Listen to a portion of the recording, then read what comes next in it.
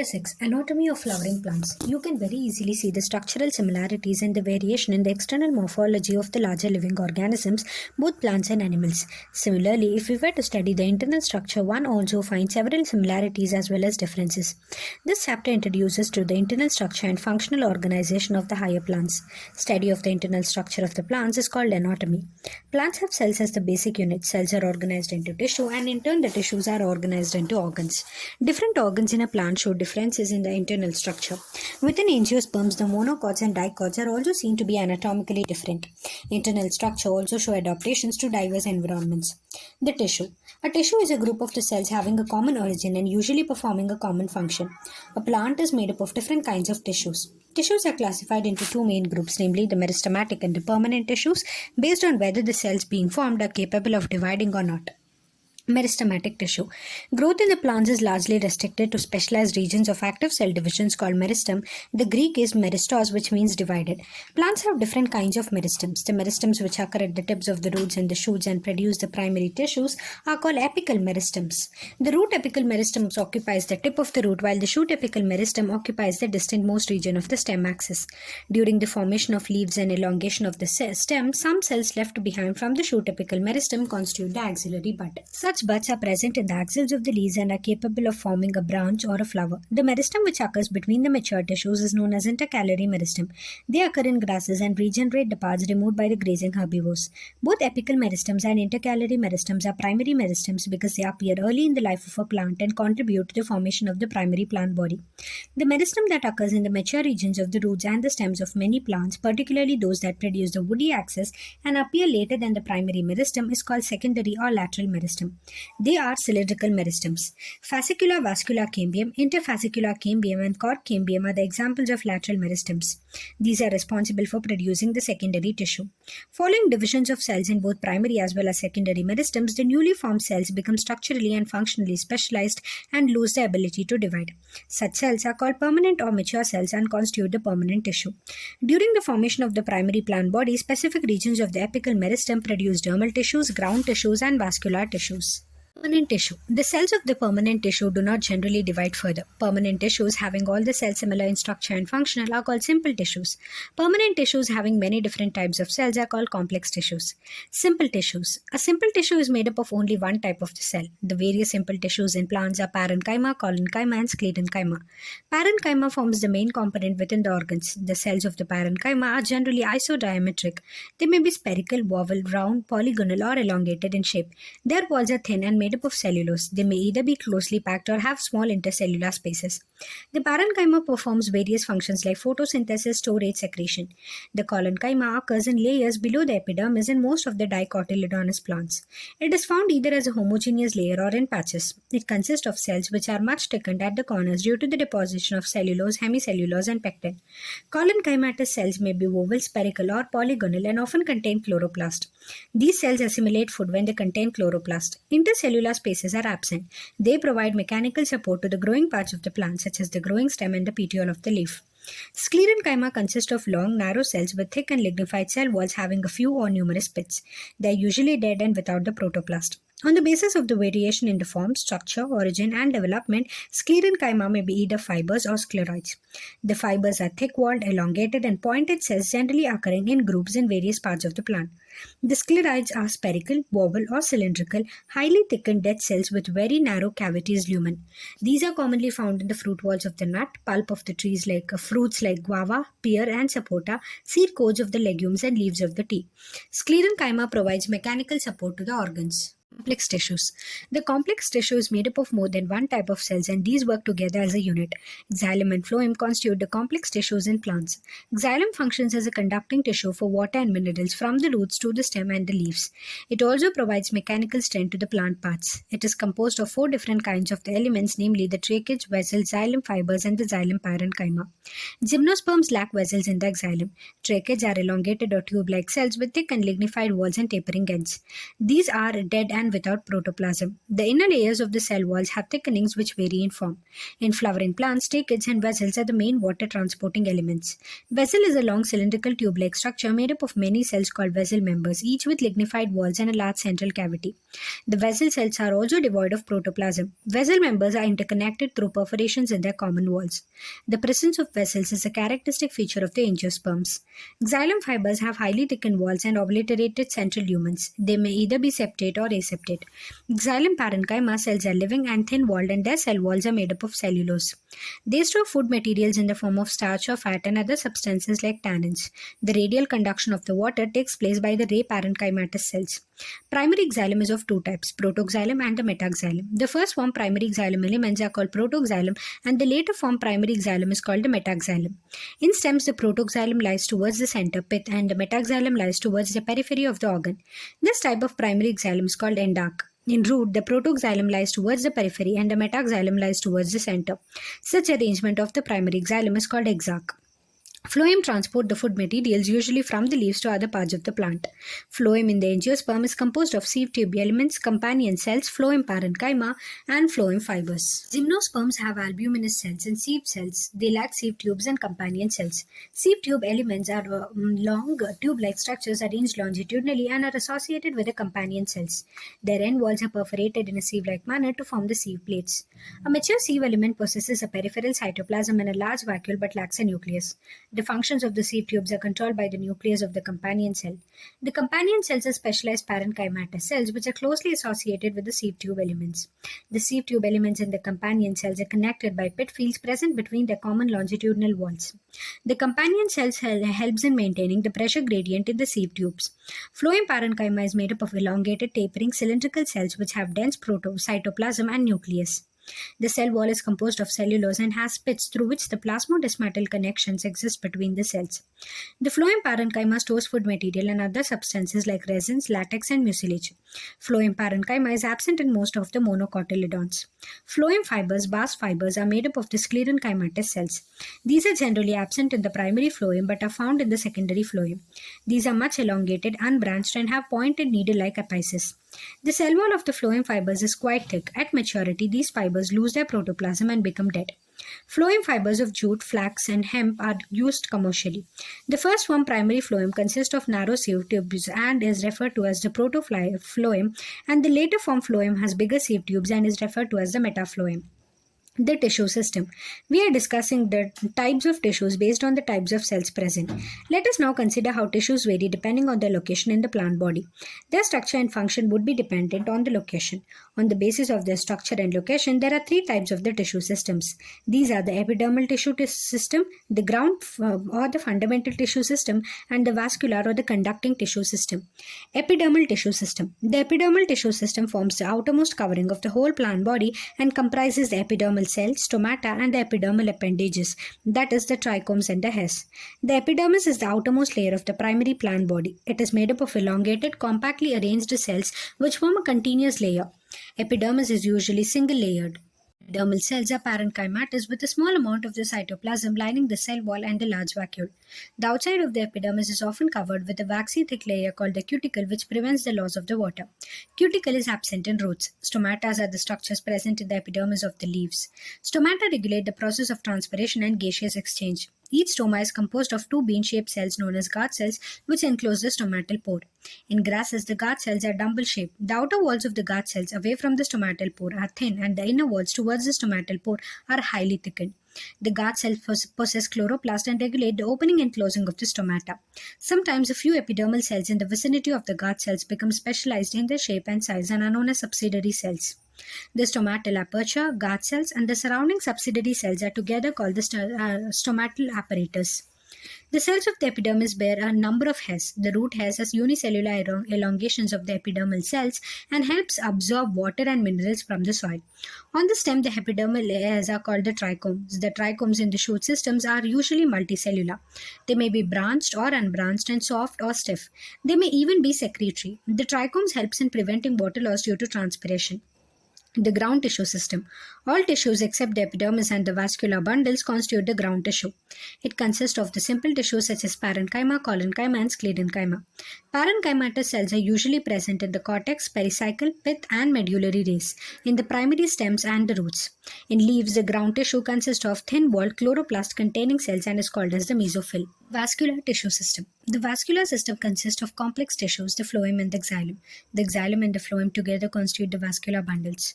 In dicotyledonous stems, cambium is present between the phloem and the xylem. Such vascular bundles, because of the presence of the cambium, possess the ability to form secondary xylem and phloem tissues and hence are called as the open vascular bundles. In the monocotyledons, the vascular bundles have no cambium present in them. Hence, since they do not form the secondary tissues, they are referred to as closed. When xylem and phloem within the vascular bundle are arranged in an alternate manner along the different radii, the arrangement is called radial, such as in roots. In conjoined type of vascular bundles, the xylem and the phloem are jointly situated along the same radius of the vascular bundles. Such vascular bundles are common in stems and leaves. The conjoined vascular bundles usually have the phloem located only on the outer side of the xylem. Anatomy of the dicotyledonous and the monocotyledonous plants. For a better understanding of the tissue organization of the root stems and the leaves, it is convenient to study the transverse sections of the mature zones of these organs. Dicotyledonous root. Look at the figure 6.6a. It shows the transverse section of a sunflower root. The internal tissue organization is as follows. The outermost layer is the epiblema. Many of the cells of the epiblema protrude in the form of unicellular root hairs. The cortex consists of several layers of thin-walled parenchyma cells with intercellular spaces. The innermost layer of the cortex is called the endodermis. It comprises a single layer of barrel-shaped cells without any intercellular spaces. The tangential as well as the radial walls of the endodermal cells have a deposition of the water-impermeable waxy material suberin in the form of Casparian strips. Next to the endodermis lies a few layers of the thick-walled parenchymatous cells referred to as the pericycle. Initiation of the lateral roots and vascular cambium during the secondary growth takes place in these cells. The pith is small or inconspicuous. The parenchyma cells which lie between the xylem and the phloem are called conjunctive tissue. They are usually 2 to 4 xylem and phloem patches. Later, cambium ring develops between the xylem and the phloem. All the tissues on the inner side of the endodermis, such as the pericycle, vascular bundles, and the pith, constitute the stele. Monocotyledonous root. The anatomy of the monocot root is similar to the dicot root in many respects. It has epidermis, cortex, endodermis, pericycle, vascular bundles, and pith. As compared to the dicot root, which may have fewer xylem bundles, there are usually more than 6 polyarch xylem bundles in the monocot root. Pith is large and well developed. Monocotyledonous root do not undergo any secondary growth. A dicotyledonous stem. A transverse section of the typical young-eyed dicotyledonous stem shows that the epidermis is the outermost protective layer of the stem, covered with a thin layer of cuticle. It may bear trichomes and a few stomata. Cells arranged in multiple layers between the epidermis and the pericycles constitute the cortex. It consists of 3 subzones. The outer hypodermis consists of a few layers of collenchymatous cells just below the epidermis, which provide mechanical strength to the young stem. Cortical layers below the hypodermis consist of round, thin-walled parenchymatous cells with conspicuous intercellular spaces. The innermost layer of the cortex is called the endodermis. The cells of the endodermis are rich in starch grains, and the layer is also referred to as starch sheath. Pericycle is present on the inner side of the endodermis and above the phloem in the form of semilunar patches of the sclerenchyma. In between the vascular bundles, there are a few layers of radially placed parenchymatous cells which constitute the medullary rays. A large number of the vascular bundles are arranged in a ring. The ring arrangement of the vascular bundles is a characteristic of the dicot stem.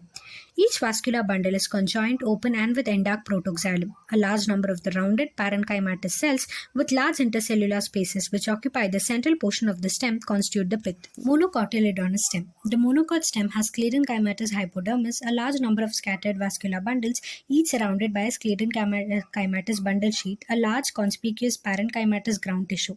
Vascular bundles are conjoined and closed. Peripheral vascular bundles are generally smaller than the centrally located ones. The phloem parenchyma is absent and water-containing cavities are present within the vascular bundles. Dorsiventral dicotyledonous leaf. The vertical section of the dorsiventral leaf through the lamina shows 3 main parts, namely the epidermis, mesophyll, and the vascular system. The epidermis, which covers both the upper surface adaxial epidermis and the lower surface abaxial epidermis of the leaf, has a conspicuous cuticle. The abaxial epidermis generally bears more stomata than the adaxial epidermis. The latter may even lack stomata. The tissue between the upper and the lower epidermis is called the mesophyll. Mesophyll, which possess chloroplast and carry out photosynthesis, is made up of parenchyma. It has two types of cells, the palisade parenchyma and the spongy parenchyma. The adaxially placed palisade parenchyma is made up of elongated cells which are arranged vertically and parallel to each other. The oval or the round and loosely arranged spongy parenchyma is situated below the palisade cells and extend to the lower epidermis. There are numerous large spaces and air cavities between these cells. Vascular systems includes the vascular bundles which can be seen in the veins and the midribs. The size of the vascular bundles are dependent on the size of the veins. The veins vary in thickness in the reticulate venation of the dicot leaves. The vascular bundles are surrounded by a layer of thick-walled bundle sheath cells. Look at the figure 6.8a and find the position of the xylem in the vascular bundles. Isobilateral monocotyledonous leaf. The anatomy of the isobilateral leaf is similar to that of the dorsiventral leaf in many ways. It shows the following characteristic differences.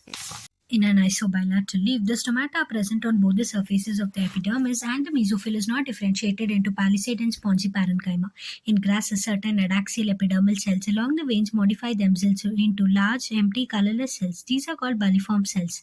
When the bulliform cells in the leaves have absorbed water and are turgid, the leaf surface is exposed. When they are flaccid due to water stress, they make the leaf curls inwards to minimize water loss. The parallel venation in the monocot leaves is reflected in the near similar sizes of the vascular bundles, except in the main veins, as seen in the vertical sections of the leaves. Secondary growth. The growth of the roots and the stems in the length with the help of the apical meristem is called the primary growth. Apart from primary growth, most dicotyledons plants exhibit an increase in growth. This increase is called secondary growth. The tissue involved in secondary growth are the two vascular meristems, vascular cambium and core cambium. Vascular cambium, the meristematic layer that is responsible for the cutting of the vascular tissues, xylem and the phloem, is called vascular cambium. In the young stem, it is present in patches as a single layer between the xylem and the phloem. Later, it forms a complete ring. Formation of the cambial ring. In dicot stems, the cells of the cambium present between the primary xylem and the primary phloem is called the intrafascicular cambium. The cells of the medullary rays adjoining these intrafascicular cambium become meristematic and form the interfascicular cambium. Thus, a continuous ring of cambium is formed. Activity of the cambial ring. The cambial ring becomes active and begins to cut off the new cells both towards the inner and the outer side. The cells cut off towards the pith mature into the secondary xylem and the cells cut off towards the periphery mature into the secondary phloem. The cambium is generally more active on the inner side than on the outer side. As a result, the amount of secondary xylem produced is more than the secondary phloem and soon forms a compact mass. The primary and the secondary phloems get gradually crushed due to the continued formation and accumulation of the secondary xylem. The primary xylem, however, remains more or less intact in or around the center. At some places, the cambium forms a narrow band of the parenchyma which passes through the secondary xylem and the secondary phloem in the radial directions. These are the secondary medullary rays. Spring wood and autumn wood. The activities of the cambium is under the control of many physiological and environmental factors. In temperate regions, the climatic conditions are not uniform throughout the year. In the spring season, cambium is very active and produces a large number of the xylary elements having vessels with wider cavities. The wood formed during this season is called the spring wood or the early wood. In winter, the cambium is less active and forms few xylary elements that have narrow vessels, and this wood is called as the autumn wood or the late wood. The spring wood is lighter in color and has lower density, whereas the autumn wood is darker and has higher density. The two kinds of the woods that appear as alternate concentric rings constitute an annual ring. Annual rings seen in a cut stem give an estimate of the age of the tree. Hardwood and the sapwood. In old trees, the greater part of the secondary xylem is dark brown due to the deposition of the organic compounds like tannins, resins, oils, gums, aromatic substances, and essential oils in the central or the innermost layers of the stem. These substances make it hard, durable, and resistant to the attacks of the microorganisms and the insects. This region comprises dead elements with highly lignified walls and is called hardwood. The hardwood does not conduct water, but it gives mechanical support to the stem. The peripheral region of the secondary xylem is lighter in color and is known as the sapwood. It is involved in the conduction of water and minerals from the root to the leaf. Core cambium. As the stem continues to increase in grid due to the activity of the vascular cambium, the outer cortical and the epidermis layer get broken and need to be replaced to provide new protective cell layers. Hence, sooner or later, another meristematic tissue called the core cambium or the phellogen develops, usually in the cortex region. Phellogen is a couple of layers thick. It is made up of narrow, thin-walled and nearly rectangular cells. Phellogen cuts off cells on both the sides. The outer cells differentiate into cork or the phellum, while the inner cells differentiate into secondary cortex or the phelloderm. The cork is impervious to water due to submarine deposition in the cell wall. The cells of the secondary cortex are parenchymatous. Phellogen and phellum and phelloderm are collectively known as periderm. Due to the activity of the core cambium, pressure builds up on the remaining layers peripheral to the phellogen, and ultimately these layers die and slough off. Bark is a non-technical term that refers to all the tissues exterior to the vascular cambium, therefore including the secondary phloem. Bark refers to a number of tissue types via the periderm and the secondary phloem. Bark is formed early in the season is called early or the soft bark. Towards the end of the season, late or the hard bark is formed. Name the various kinds of the cell layers which constitute the bark. At certain regions, the phylogen cuts off closely arranged parenchymatous cells on the outer side instead of the cork cells. These parenchymatous cells soon rupture the epidermis, forming a lens-shaped openings called the lenticels. Lenticels permit the exchange of the gases between the outer atmosphere and the internal tissues of the stem. These occur in most woody trees. Secondary growth in roots. In the dicot root, the vascular cambium is completely secondary in origin. It originates from the tissue located just below the phloem bundles, a portion of the pericycle tissue, above the protoxylem, forming a complete and continuous wavy ring which later becomes circular. Further events are similar to those already described above for a dicotyledon stem. Secondary growth also occurs in stems and roots of the gymnosperm. However, secondary growth does not occur in monocotyledons. Summary. Anatomically, a plant is made up of different kinds of tissues. The plant tissues are broadly classified into meristematic, apical, lateral, and intercalary, and permanent, simple and complex. Assimilation of the food and its storage, transportation of the water, minerals, and photosynthesis and mechanical support are the main functions of the tissues. There are three types of the tissue systems: epidermal, ground, and vascular. The epidermal tissue systems are made up of epidermal cells, stomata, and the epidermal appendages. The ground tissue system forms the main bulk of the plant. It is divided into three zones: cortex, pericycle, and pith.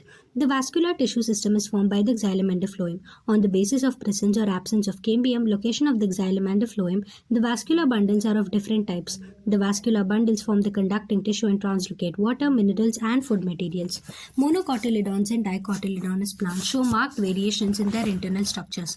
They differ in type, number, and location of the vascular bundles. Secondary growth occurs in most of the dicotyledonous roots and stems, and it increases the girth, diameter of the organs by the activity of the vascular cambium and the cork cambium. The wood is actually a secondary xylem. There are different types of wood on the basis of their composition and the time of production. Thank you.